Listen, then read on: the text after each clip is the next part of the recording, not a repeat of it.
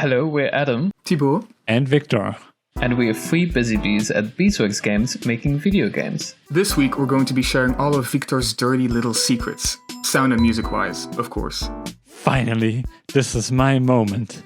We touched on it briefly last devlog, but I've always been interested in the mysterious going-ons over on the sound front, so I think it's high time we let Viktor show us. Oh no, my secrets will finally be revealed.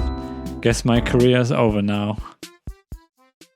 Doing music for SPOOKWARE demands a lot from me, since the soundtrack is so varied and uses a lot of different moods and genres.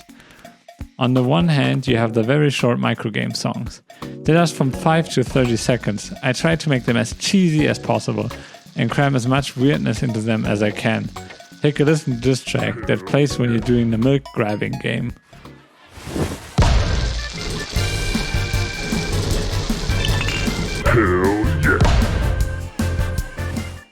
The music itself is important, but it's also important which instruments are chosen. I often use Snatch-like sounds because they sound crappy and charming. The plug-in chip synth SVC has proven to be extremely helpful. Just put anything into it and you'll get some Snatchish goodness. I really love these little microgame songs. I love how crappy it sounds, in a good way.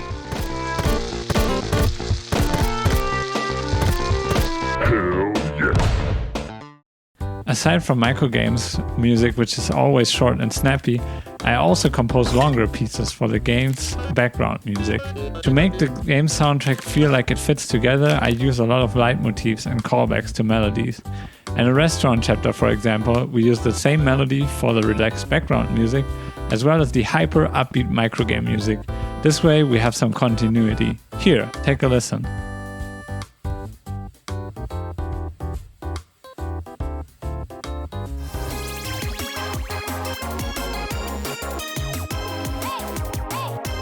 Oof, god, that restaurant beat is such a bop. Really has the energy to make the cooking sequence feel chaotic. Chapters can get pretty long, so it's important that the player doesn't get sick of hearing the music all the time. In the high school chapter, we decided to fade between layers that use different instruments, depending on where the Skelebros are walking.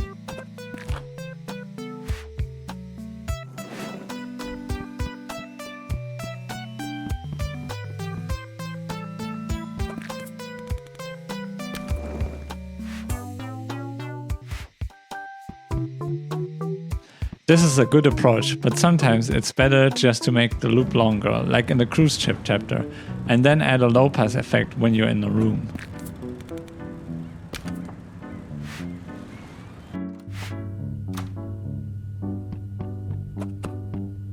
Hey Viktor, that's all well and good, but how do you actually make the song? Like, how do you decide which notes to put first and all that?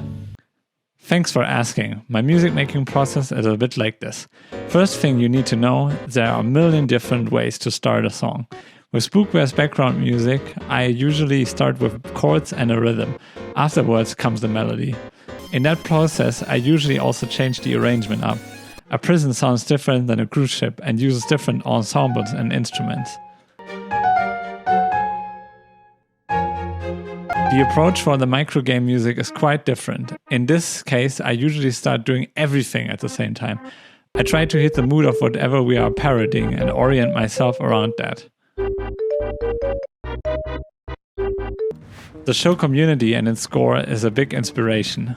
It always has a tongue-in-cheek version of whatever trope it's parodying. The composer Ludwig Göransson always nails the tone and shows quite the range. We try to show the same amount of fun and smart referencing when going through the different chapters. That's very nice. And what about those sound effects? What kind of stuff do you keep in mind when making sounds?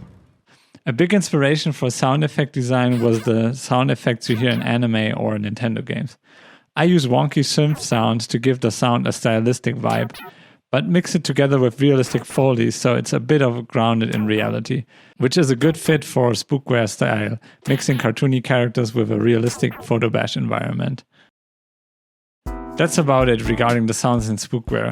I hope you enjoyed this peek behind the curtain and have a nice day. Thanks, Viktor. You know, there's a lot that goes into this sound and music stuff. I hope you found it interesting. And be sure to let us know what else you want to see in future devlogs. Bye bye. Bye bye.